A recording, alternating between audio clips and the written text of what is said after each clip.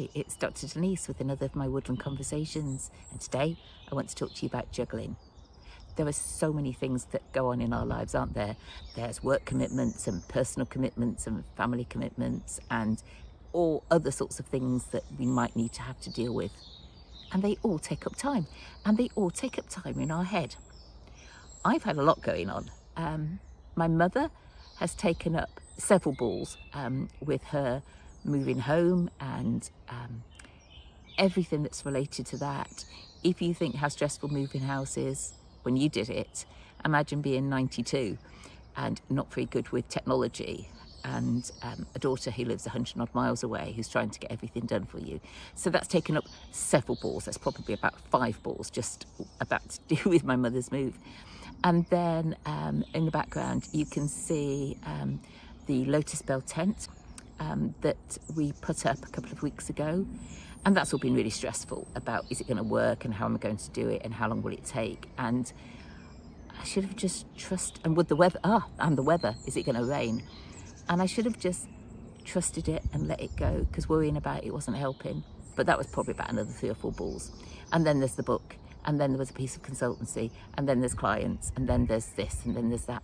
And I'd also just started having personal training sessions, and I was saying about this to my personal trainer, and she says, well, I don't think you're committed to doing coming to the gym enough. And I'm thinking, too right, I'm not committed to coming to the gym enough. I said, I just want to come twice a week with you. I said, I think that's all I can manage. And it was like, really? You've got to put the gym first. But she's only in her 20s, so she, I think it's different, and she's very, very committed. She's a very good personal trainer. But I saw her yesterday and she said, you seem so much better. And I said, yes, because all the balls to do with my mum's move are now put safely on the floor. And if I have to pick up them, I will pick up one at a time. And everything to do with setting up the Lotus Bell tent in the wood is sorted. So those balls have just gone away completely. And I've now got things in place for writing the book. So those balls have gone. And so, yes, I can now pick up an extra ball to do with coming to the gym. And I think it's really important that we start thinking about that we start thinking about, we cannot do everything. We are not Superwoman or Superman, whatever other people might say. You're so good at this, why don't you do this? And I used to believe them and take it on, and it's like, nobody can save them apart from me. Yes, they can, or it can wait and can wait onto my own timescale.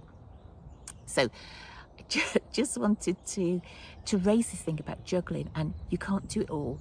And if you have got too many things going on, things are going to start affecting you. They might affect your health, they might make you feel a bit stressed. And actually, I suddenly realised I haven't had any concussion symptoms for a few days. And I think now I've dropped some balls and given my brain more of a chance to rest, maybe I'm now okay. I mean, it's been 5 months, I think, altogether, since 31st of October, and today is the 5th of April, I think. So I think we were about 5 months away. November, December, January, February, March. Yeah, 5 months, which is quite a long time. But I am feeling better, and I feel like going to touch wood. So I'll go off and hug a tree in a minute. Yeah, only juggle the number of balls that you can cope with in a particular situation. And if somebody throws you an extra ball, just don't pick it up. You don't have to. Somebody else can pick it up. Or you can wait until you're ready to drop a ball and then pick up one. I think that's a word of wisdom from somebody who's well into her 67th year now. So till next time, it's Dr. Denise from Bluebell Wood.